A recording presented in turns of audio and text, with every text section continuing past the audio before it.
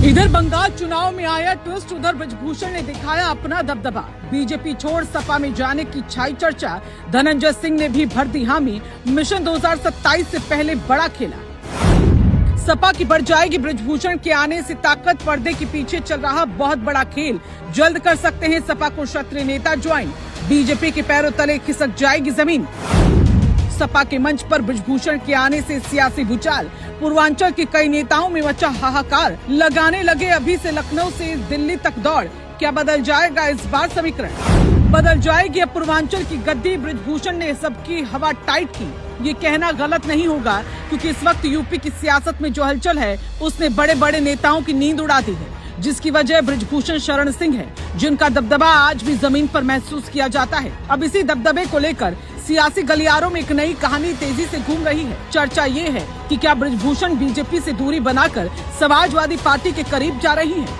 अभी कुछ भी आधिकारिक नहीं है, लेकिन जिस तरह के संकेत सामने आ रहे हैं उसने इस चर्चा को और तेज कर दिया है। दरअसल इस पूरे घटनाक्रम की शुरुआत ब्रजभूषण के बयानों से हुई, जिसमें उन्होंने बार बार अखिलेश यादव की तारीफ की। हाल ही में उन्होंने सार्वजनिक तौर पर कहा कि अखिलेश का अस्पताल जाकर बीजेपी विधायक से मिलना उनके बड़प्पन को दिखाता है। राजनीति में इस तरह की तारीफें यूं ही नहीं होती, खासकर तब जब नेता अलग अलग दलों से हों। यही वजह है कि अब ये सवाल उठने लगा है कि क्या पर्दे के पीछे कुछ बड़ा पक रहा है। सूत्रों की माने तो दोनों पक्षों के बीच बातचीत का दौर चल चुका है।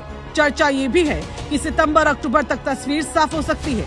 हालांकि अभी इसे लेकर कोई आधिकारिक पुष्टि नहीं है, लेकिन जो बात इस पूरे मामले को और दिलचस्प बनाती है वो सीटों का गणित है। बताया जा रहा है कि ब्रजभूषण गोंडा, बलरामपुर और अयोध्या क्षेत्र की करीब 20 से 25 सीटों पर प्रभाव और टिकट वितरण में भूमिका चाहते हैं।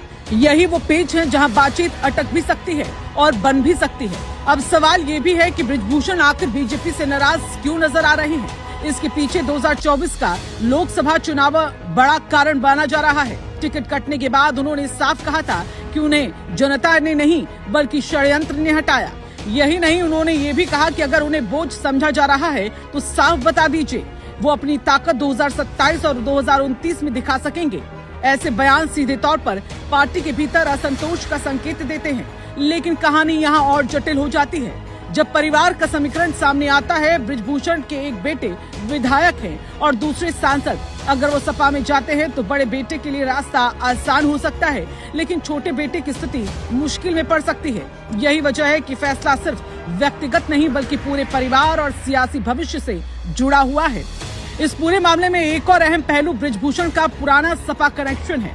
वो पहले भी समाजवादी पार्टी के सांसद रह चुके हैं और मुलायम सिंह यादव के साथ उनके संबंध किसी से छिपे नहीं। यही कनेक्शन आज भी चर्चा में है। राजनीतिक विश्लेषकों का मानना है कि अगर ब्रजभूषण सपा में आते हैं तो पूर्वांचल में खासकर राजपूत वोट बैंक पर बड़ा असर पड़ सकता है। गोंडा, बहराइच और बलरामपुर जैसे जिलों में उनका जनाधार अभी भी मजबूत माना जाता है। हालांकि खुद ब्रजभूषण ने फिलहाल साफ कहा है कि वो अभी बीजेपी में ही है और भविष्य का फैसला साथियों के साथ मिलकर करेंगे। वहीं सपा की ओर से भी यही कहा जा रहा है कि इस तरह की चर्चाएं अक्सर राजनीतिक दबाव बनाने के लिए भी होती हैं।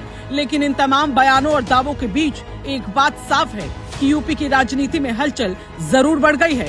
अगर ये समीकरण आगे बढ़ता है तो 2027 के चुनाव से पहले सियासी तस्वीर पूरी तरह बदल सकती है। फिलहाल सबकी नजर इस बात पर है कि क्या ये सिर्फ चर्चा है या फिर आने वाले समय में सच में कोई बड़ा सियासी मोड़ देखने को मिलेगा।